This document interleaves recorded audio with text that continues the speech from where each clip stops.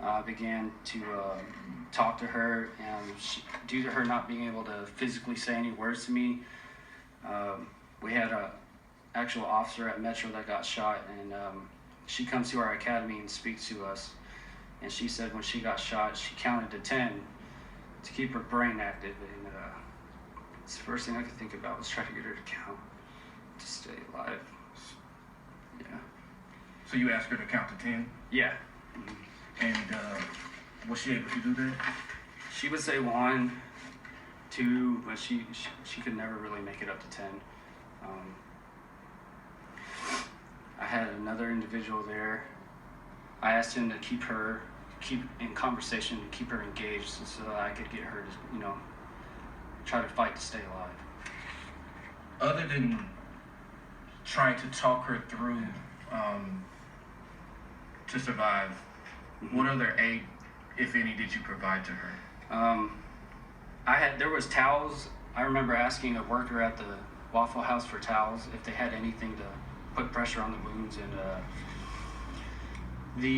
one of the workers there was able to put towels on the counter. I grabbed some towels and I threw them to Mr. Silva's brother, because prior to that he told me there was 2 people on his side of the Waffle House that were injured, one to the arm and one to the leg. What side of the Waffle House would that have been?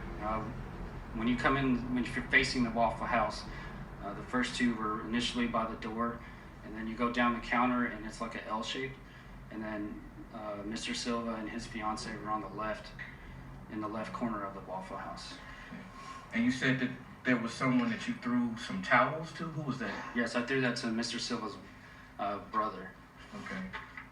And what was he doing with the brother? What was Mr. Silva's Mr. brother? Silva was telling me that there was 2 people injured on his side, and that he was his brother.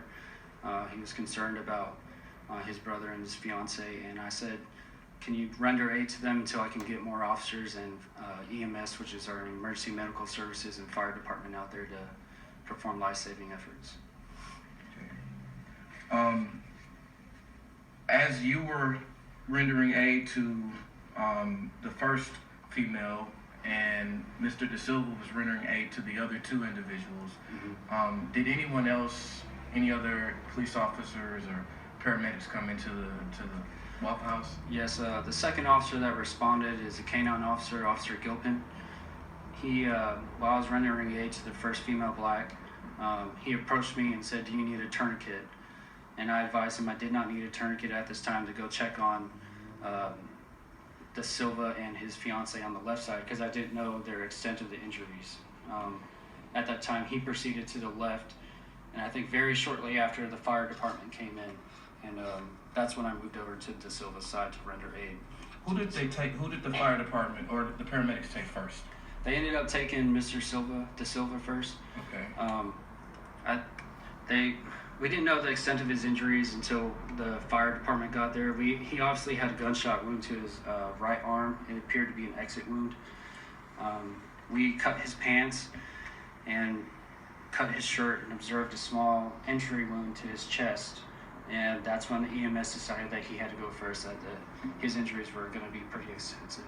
Was Mr. De Silva alert or awake? He was alert.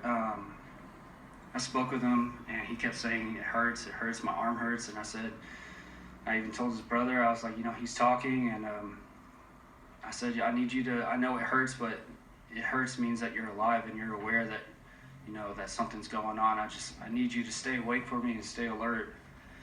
And then he was loaded on the gurney to take out to the ambulance. Okay.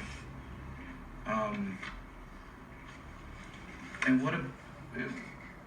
when the first female, that you were tending to, when, if at all, did a paramedic come to provide her assistance? There was 2 ambulances that I think that arrived at the exact same time. So when we were dealing with De Silva, they began to pull her out from underneath, and she let out a very grueling and screeching scream when they were pulling her out from underneath that table.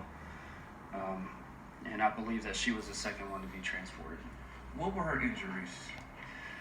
The injuries that I observed on her was a gunshot wound to her arm and her leg, and I couldn't tell if she was struck anywhere else. She wasn't bleeding extensively or heavily or anything like that, but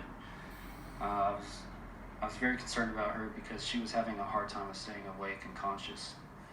Were you able to see any entrance and or exit wounds to her arm? So many lives were changed on that dreadful day back on April 22nd, 2018. And you can see that this officer's life was changed. How he told the jury he thinks about finding those victims quite often.